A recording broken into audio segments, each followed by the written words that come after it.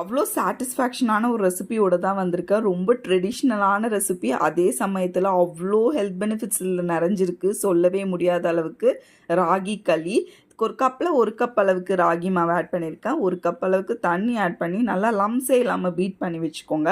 இப்போ வேறு பாத்திரம் வச்சு 2 கப் அளவுக்கு தண்ணி ஆட் பண்ணிவிட்டு தேவைக்கேற்ப உப்பு ஆட் பண்ணிக்கோங்க. 1 ஸ்பூன் அளவுக்கு எண்ணெய் ஆட் பண்ணிவிட்டு நல்லா கொதி வந்ததும் நம்ம கரைச்சி வச்சுருக்க மாவும் இதில் சேர்த்து நல்லா ஸ்டவ்வை லோ ஃப்ளேமில் ஆக்கிட்டு கிண்ட ஆரம்பிங்க.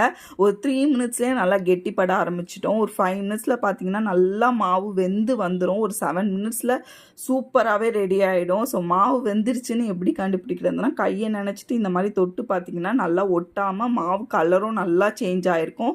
அந்த ஸ்டேஜில் ஸ்டவ்வை ஆஃப் பண்ணிவிட்டு நல்லா ஆற விட்டு உருண்டை பிடிச்சி எடுத்திங்கன்னா ஒரு சூப்பரான ராகி களி ரெடி. இதோட இந்த மாதிரி சுட சுட கருவாட்டு குழம்பு ஊற்றி சாப்பிட்டு பாருங்கள், அப்படி இருக்கும்.